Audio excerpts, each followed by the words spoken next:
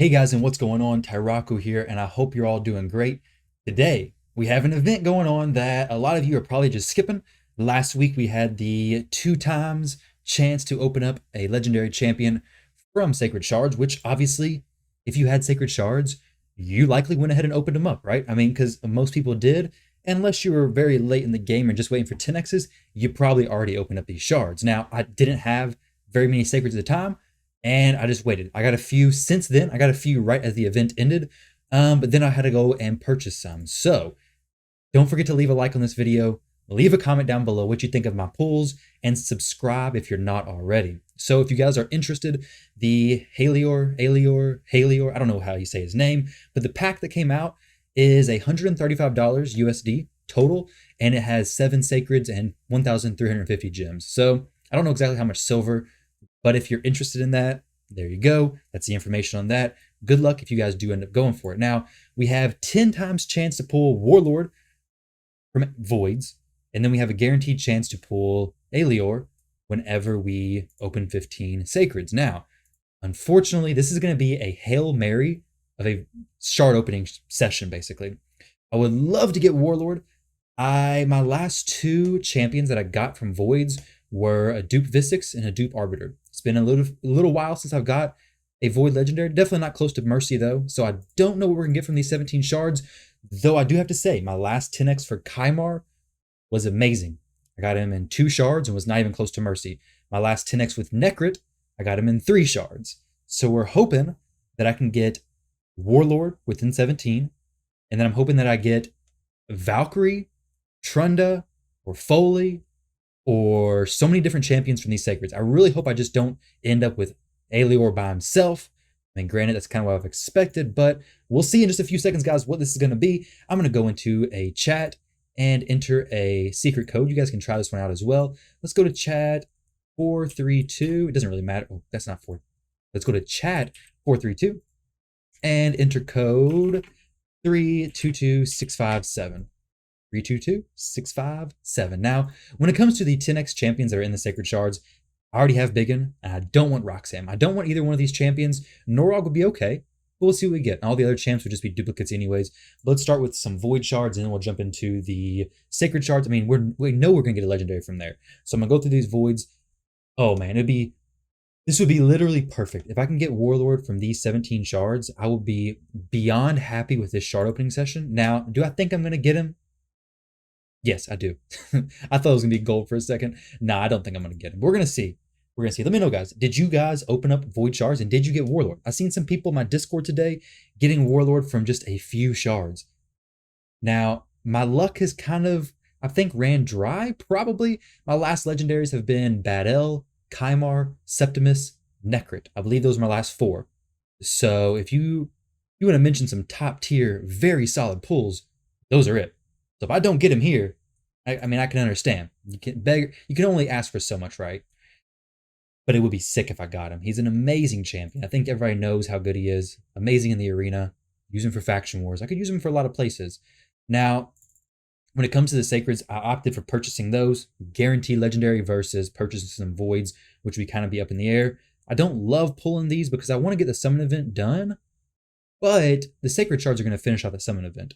If Warlord wasn't here, I wouldn't even be pulling these voids. So it's, like I said, it's a Hail Mary of a shard opening session with voids, but the sacreds, I know I'm going to get at least 1 legendary. I think it's been a few since I've gotten another, so I should be pretty close, to be honest. Like, I got a feeling we're going to get at least 2 legendaries. Hey, Amorite Skeleton. Oh, I knew it. This dude always has a lag. He always makes me think there's going to be a legendary pop out every single time. I don't like it. I don't like it at all. We got 2 shards left, guys. All right, so in these 2 shards, can we get a Warlord? What do you think? I don't know. Actually, I do know. There's a 0.5% chance I'm going to get a legendary, and an even worse chance to get a Warlord. So let's. All right, so we got 1 epic, I think. Obviously, that's what you get when you open outside of a 2x event. You get very bad odds to open up a legendary champion. So Warlord, looks like we're going to be admiring you from the index for quite a while longer. However, we will be getting this big dude down here. Now, hopefully this is not the only legendary we get during this summoning, this shard opening session, but if it is, Maybe it discourages you from wailing out and purchasing all kinds of shards because, hey, it's probably not going to be worth it if we only get him, right? So 15 shards, 6% chance, I think, per shard to get a legendary. So we should have a decent chance, right, to get another one besides Helior from the very last one. Let's see. We got 12 left. Okay, I've got a lot of this dude. So far, we haven't got anything especially good for me. Now, Vogoth would be awesome. I would love to get a Vogoth. There's probably a few other epics that I would like to have as well, but not a ton. Mostly just some legendaries. Valkyrie, Trunda. Oh, Sam. Oh, this is what happens, though. This is what happens when you open during a 10x event. I mean, you're going to get the 10x champions most likely, right? So I expected that. I was really not wanting to see him, though. I mean, I would have been okay with a duplicate Biggin. Oh, well. All right, guys. What do we do with the dupe Roxanne? Kind of gross, for real. Maybe we get a third legendary. Let's see. Third leg will be sweet. Quad. I know he's part of the 10x as well. Dang, the Roxanne was disappointing, though, for real. Disappointing for sure. All right, so we got 5 more. Well, I should know that. I only have 15 sacred, so of course it's only 5 more. Pitiless one. So for you guys who don't know, Helior will come out of the very last sacred shard. I wish he was just like a bonus. You summon the 50 and then or the 15 and then you got him. Fortunately, it's not. I don't remember if the Countess Lix event was like that or not. I don't exactly remember how that worked out. We got 2 more shards. I got a feeling the secret code's not actually working. If it's a legend, no legendary here. All right, so here goes the last one. Is it going to be a legendary? Of course it is. I already know it is. We made our own luck, right? Plarium says, hey, give us a few of your paychecks and you can build your own luck. That's what we did. We made our own luck. Now this champion, I'm actually looking forward to using him quite a bit. Hence the reason why I actually went ahead and did this. So his A1 ability, for anybody who doesn't know, attacks one enemy. And I want to test a few things out with this. Increases his champion's defense by 5% if this attack is critical. So obviously you want to get him to 100% crit rate or as close to it as possible. We'll also heal this champion by 75% of their defense after attacking if their defense has already been increased by 20%. A few things. Now this, I do like the idea of getting his crit rate to 100%, but I want to test out a few things with him to see if it's like really worth it. I mean, because getting it to 100%, great. But I'm interested in finding out if you use like an ally attack champion, does this still activate? I'm sure it would. I mean, because his A1 ability, he's activating from ally attack. Like, I think he's going to have an amazing synergy with Necrit. I do have Necrit on this account because Necrit has an ally attack. I could get Necrit to protect him at the beginning of a match, and he's going to be high resistance anyways. So the enemy is going to be very unlikely to strip him. I'm going to build him with a lot of defense as it is, good HP. Hopefully I can have Necrit in a shield set. I think him and Necrit are going to have some very, very good synergies, especially considering the strengthen buff that Necrit places on Helior, which should be pretty nice. I mean, strengthening allows you to take 25% less damage, so I think the synergy between those two is going to be pretty awesome. Now, the books in this situation, I'm not going to book him, not yet. I want to save it for CVC, but we can boost his defense 20% here, and then he heals by 75% of their defense after attacking if their defense has already been increased by 20%. Solid. Overall, solid ability. If you have high crit rate, you don't necessarily need 100%. If you're going pretty often, you probably get away with 80%, but I'm going to test him out. His A2 attacks all enemies, places a shield buff on all allies for 2 turns, equal to 20% of the damage inflicted.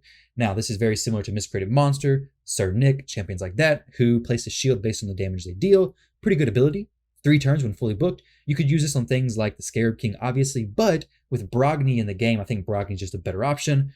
Very, very good champion, but he's not going to be amazing necessarily for the Scarab because champions like Miscreated Monster, champions like Metal Shaper, they have their shield, I believe, on the same cooldown as the duration it lasts. So those champions may outperform a little bit. I am curious to see how big of a shield he can actually get, but I think I'm going to lean more towards the way of building him more tanky, high HP, high defense, high resistance, because this third ability right here transfers all debuffs from all allies to a target enemy, then attacks that enemy with their default skill. So this is using the A1. I assume this goes back to the beginning, where if you use an ally attack, I imagine, counterattack, I assume, this ability probably is all allowing him to boost his defense. If it was only each time he actually uses A1, like on his turn, this will take a long time. But I mean, you only have to get, what, 4 crits? Yeah, 5, 10, 15, 20. I'm pretty good at math, I know. Multiplication, but there you go. Get 4 hits, each one a crit, you get 20% extra defense. which could be fairly significant, especially considering this goes off of your total defense, I assume, and not your base defense. So that's going to be very interesting. I mean, this could be a pretty good number. Now, this right here, the second part of it converts this champion's resistance into additional accuracy when using this skill. So obviously, you don't have to build him with accuracy at all. He has nothing else that's even going to benefit from accuracy, so I'm just going to plan on building him with high resist, allow him to synergize even better with Necrit, test him out in the arena.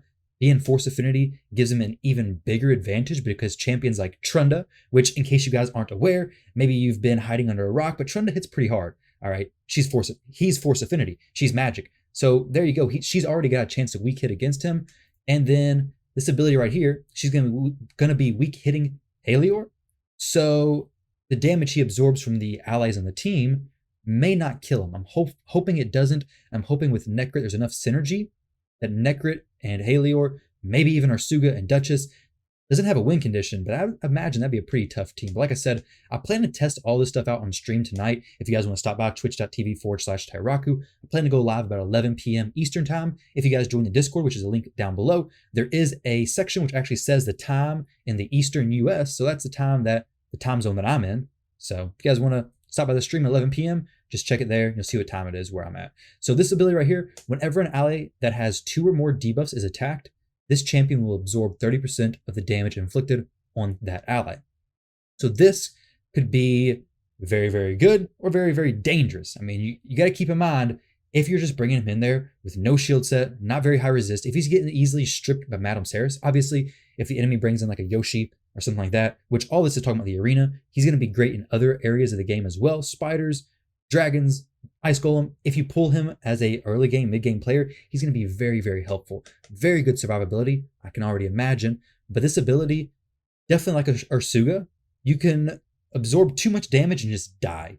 So I'm hoping I can get some synergies to work with him where he ends up just taking that damage, doesn't do too much to him and doesn't really affect him, and he's good to go. This could be incredible, actually, because a lot of people run Madame Ceres, and if they're not running Madame Ceres, you have shield sets and stuff like that, then you're going to have a lot of buffs on your champion, so they have to strip them. You can strip them with Sathalia, but most people want to do a decreased defense, so I'm thinking that Helior may possibly change the way people attack the team, but I guess we'll find out soon enough. Like I said, champion I'm looking forward to building, and then his aura, increase ally resist in all battles by 60.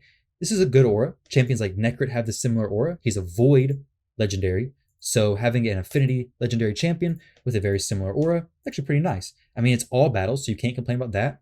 It increases it by 60, which is a pretty good amount. I mean, compared to Siphi, who has a increased resist in all battles by 80, not a huge difference there. Okay, and then Rosin has it in an arena, which is by 90. So definitely a pretty good aura, especially when you consider things like the Griffin and whereas Irgoth, both those champions in the Doom Tower actually are much easier if you have high resistance. So if you bring in a champion like Helior, who does increase resistance on their aura, it's going to make these bosses a lot easier. Even the Spider's Den.